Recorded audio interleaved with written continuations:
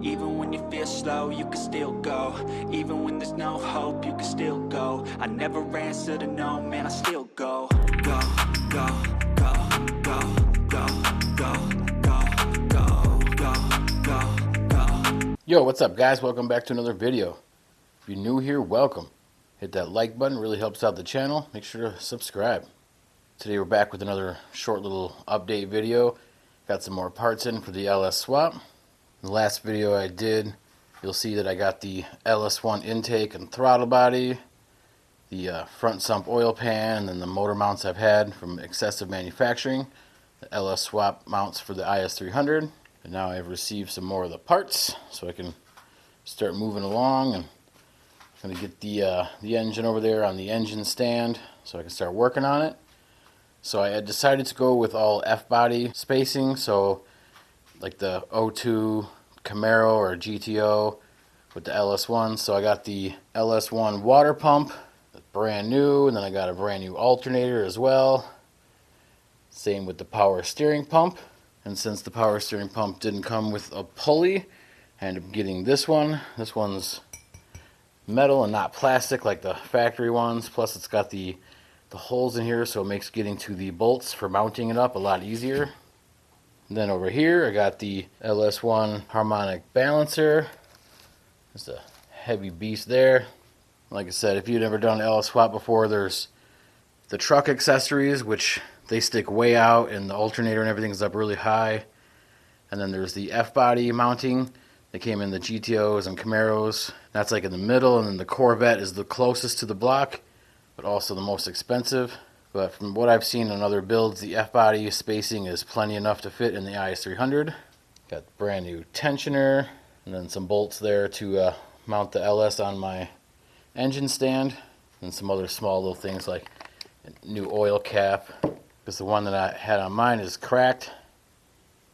And then to mount that stuff up, I went through ICT billet and got the power steering and alternator brackets with the tensioner and all that whole kit. I've seen a lot of people use these. ICT billet is pretty awesome. Made in America. This is America. Really good quality. So definitely check them out if you're doing any swaps.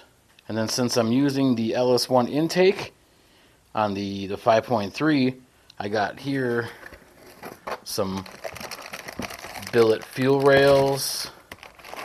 Comes with all like the hardware mounting stuff.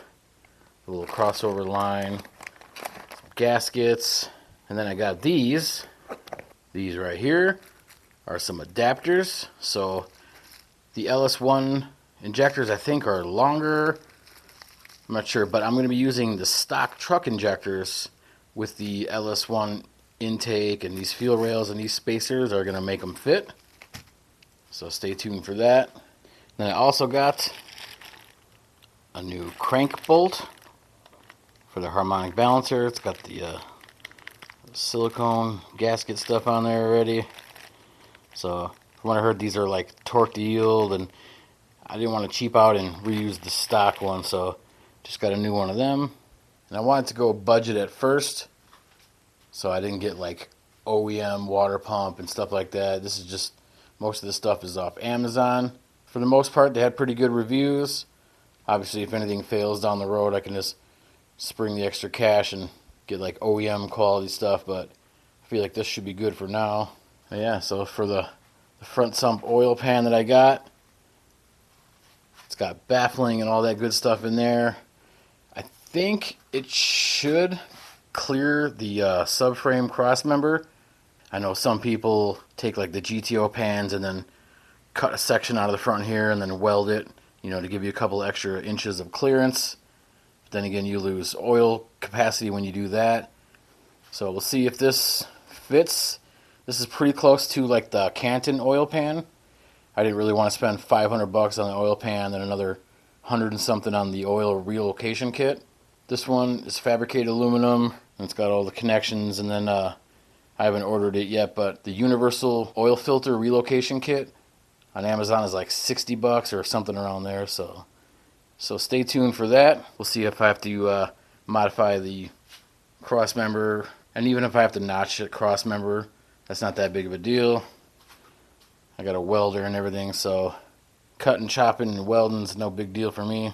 Whatever, dude. But yeah, using the LS1 intake and all the accessories with the F-body spacing, clearance shouldn't be a problem.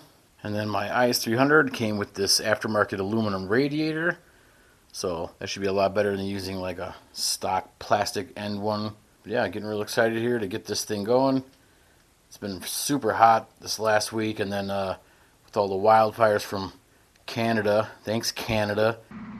I'm in danger. It's been smoky as hell here the last few days. And I'm still not too sure yet if I'm going to modify the factory harness, because I do have the factory harness and ECU.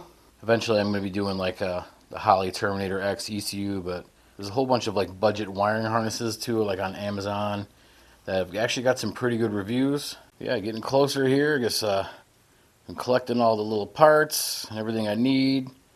Got the engine stand here just waiting.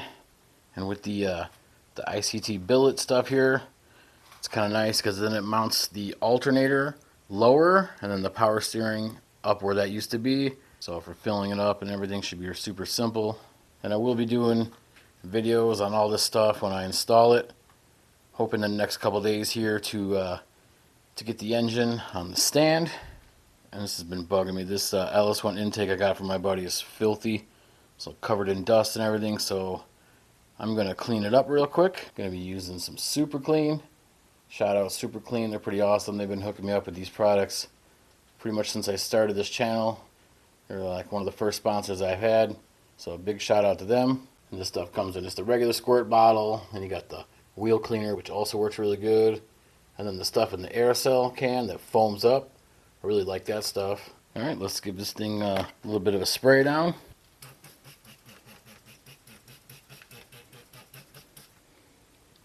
Let that soak for a little bit and give her a little wipe down and rinse it off and see how it looks.